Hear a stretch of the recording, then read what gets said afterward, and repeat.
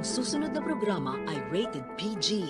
Ito ay nangangailangan ng patnubay at gabay ng magulang para sa mga batang manonood.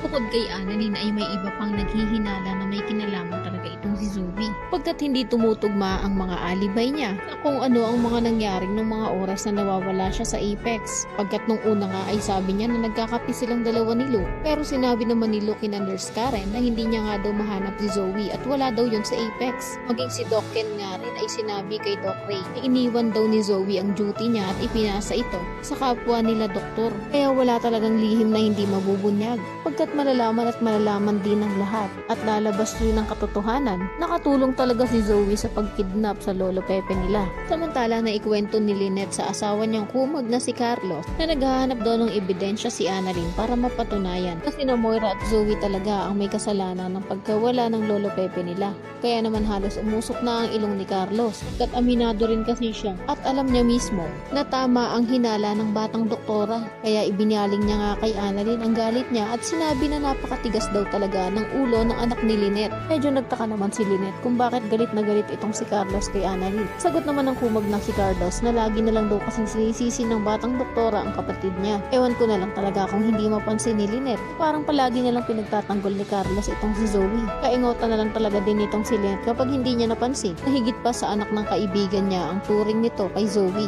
Samantala habang magkausap pa rin ang bagong kasal ay narinig rin ni Carlos ang boses ni Josa. Kaya galit itong nagtanong kung ano daw ang ginagawa nila Aling Susan sa pamamahay niya.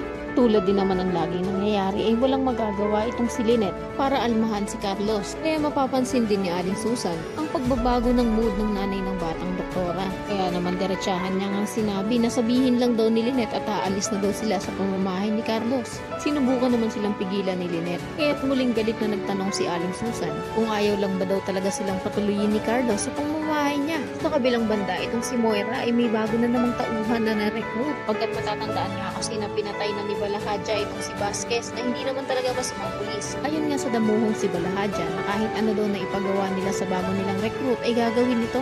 Sagot naman ni Moira na subukan daw nila. Ano na naman kayang kademonyohan ang balak ipagawa ni Moira? Hindi kaya si Annalyn na ang isunod nitong ipapakidnap? Dahil malapit nang mapatunayan ni Annalyn na si Moira at Zoe talaga ang may kagagawa ng kidnapping ng lolo Pepe nila. Yan ang mga dapat nyo pang abangan. Kaya naman kung isa rin sa mga nagnanais, naghahangad at nagdarasal na sana ay buhay pa nga itong si Lolo Pepe, ay pakiclick naman ang like at subscribe button. Maaari ka rin mag-iwan ng komento sa ibaba para sa iyong mga salubin at suwestyon.